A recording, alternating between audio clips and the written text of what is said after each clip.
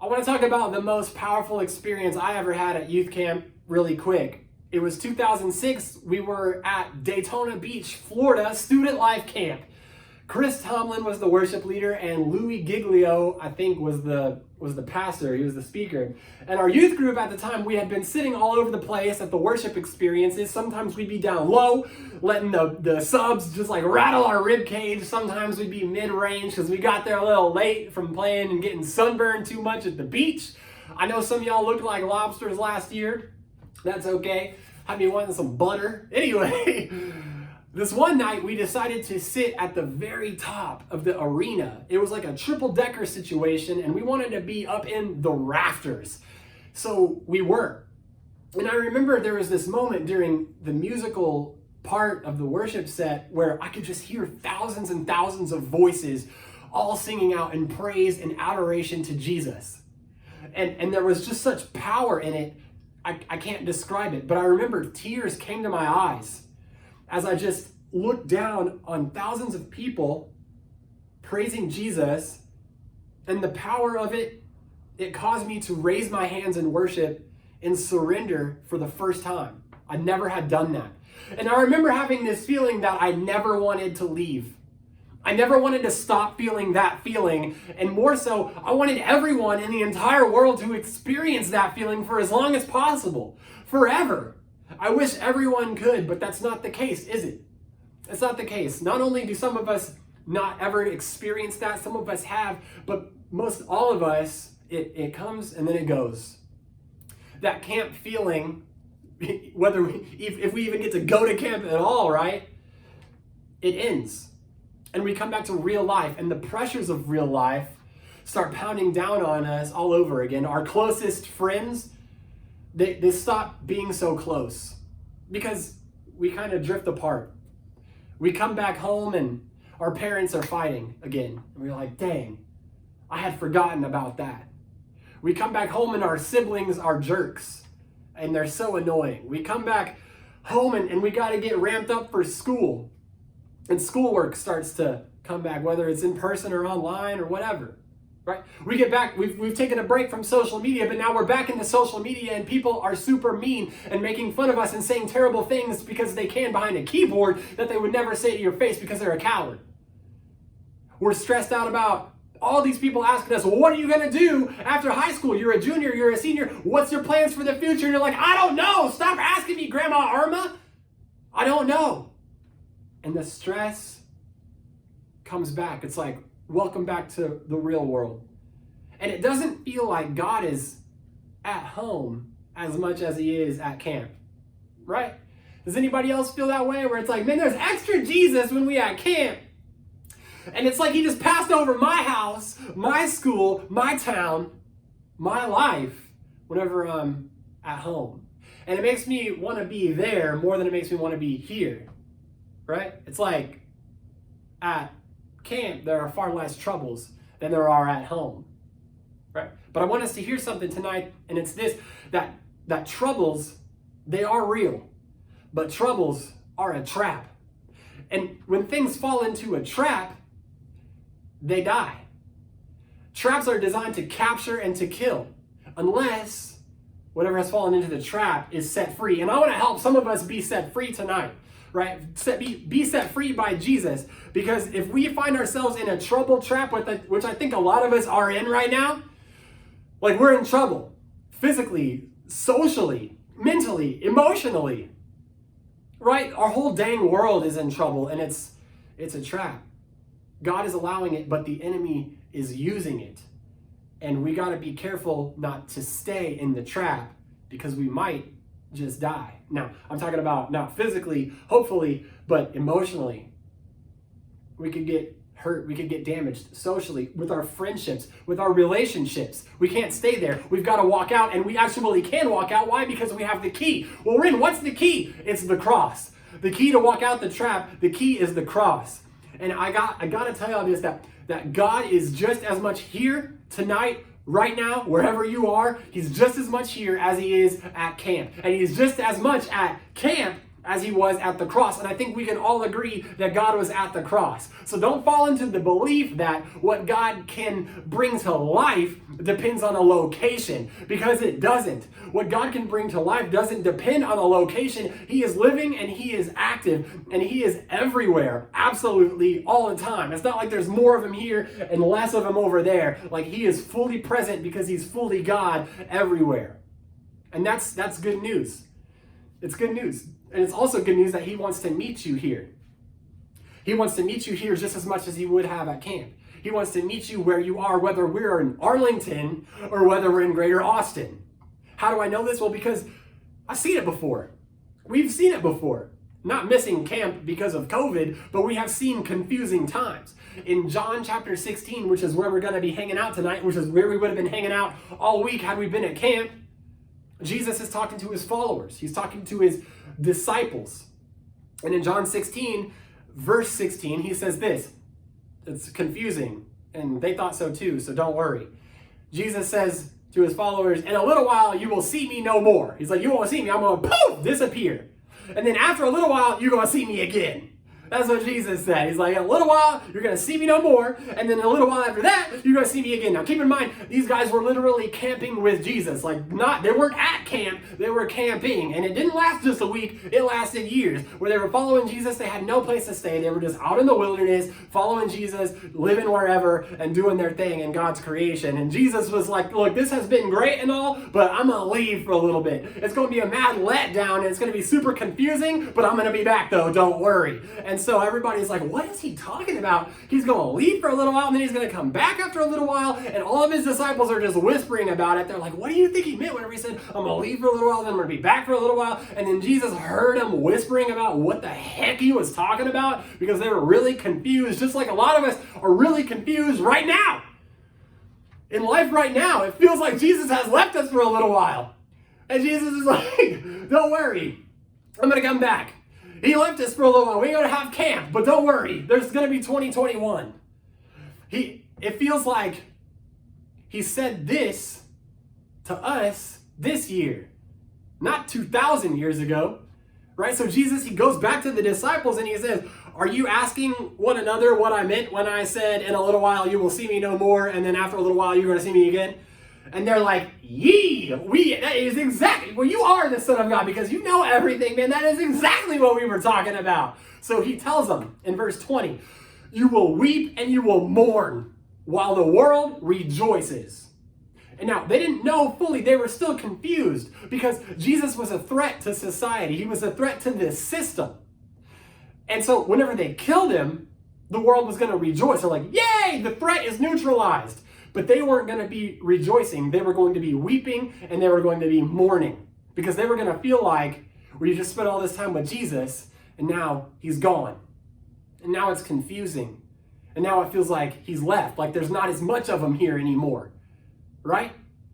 And then he says, you will grieve, but your grief will turn into joy. It's like the promise that, yeah, it's hard right now, but it's going to be better eventually. It's going to be better again. You will feel that way again.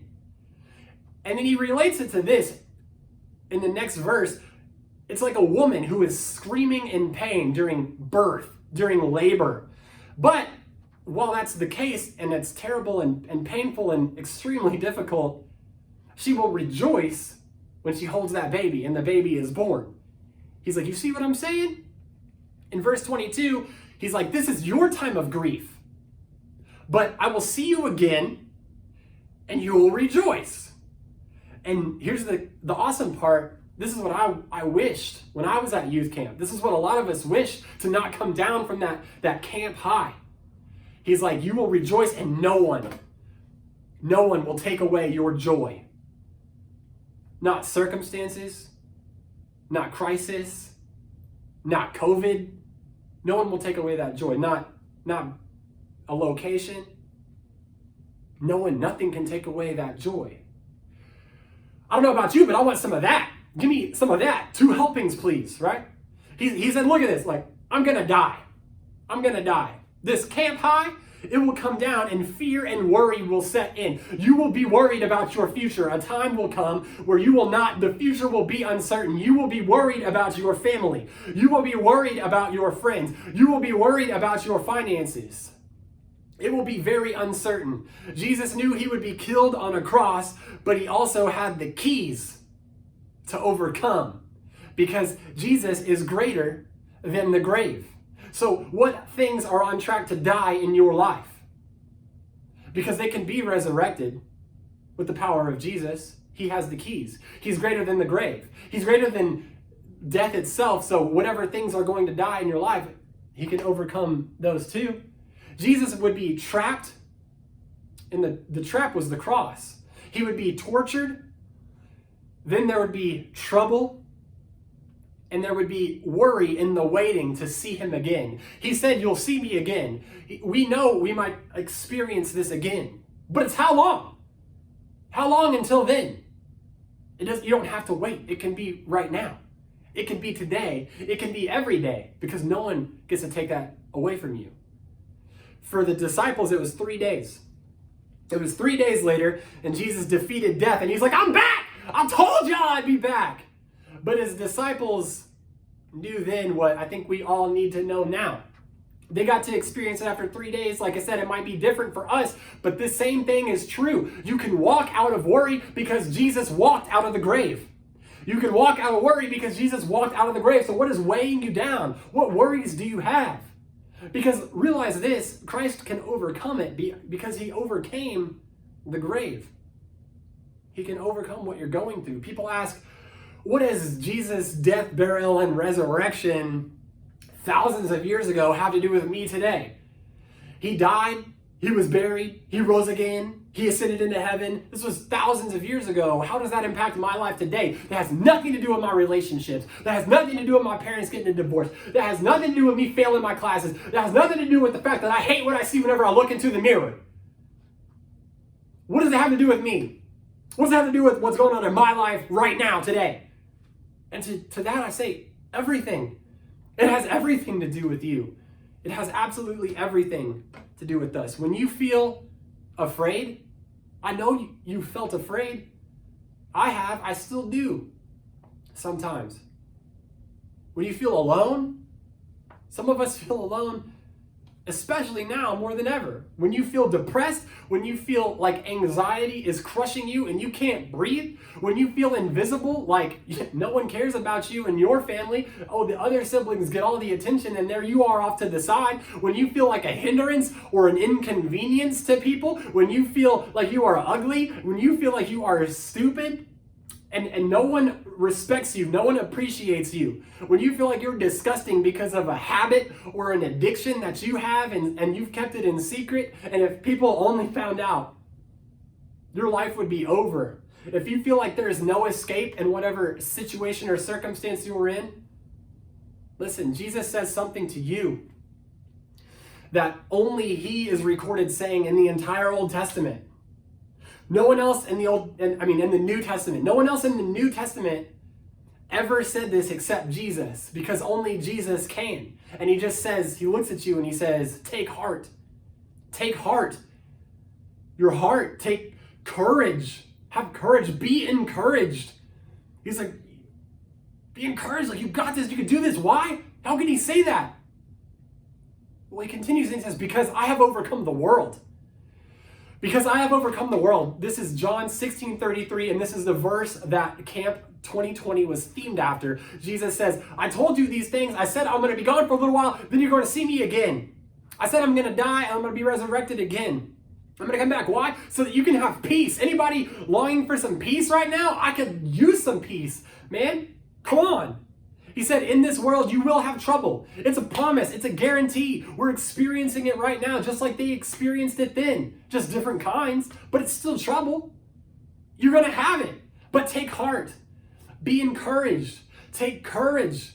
Why? I have overcome the world. I've overcome the world. Don't you think I can overcome this? I defeated death, but you don't trust me with your demons? I overcame the world, but you won't let me into your worry? Jesus is like, come on, Be encouraged. Don't be downcast. Don't look so defeated. I'm victorious and I'm on your side. I'm fighting your battles. Let me in. Take heart. Be reminded of this. The God of the universe, he sees you. The God of the universe, he made you. The God of the universe, he loves you. He loves you so much that he died for you, that he gave his life for you so that you could live. It's amazing. So keep those hands up in worship. Don't let them fall down. Don't let them. Don't let that camp high end. You're like, Ren, we didn't even get to go to camp. How can I get a camp high? Right now. Realize this truth. If it hits your heart, if it hits your soul, if it hits your spirit like it should, dude, it's powerful. Come on. You can feel this. Don't give up. If you fall into a trap, don't stay there. If you believe lies about yourself, don't stay there. Be reminded of the truths that God says about you. Light, it always casts out the darkness. It makes the darkness flee.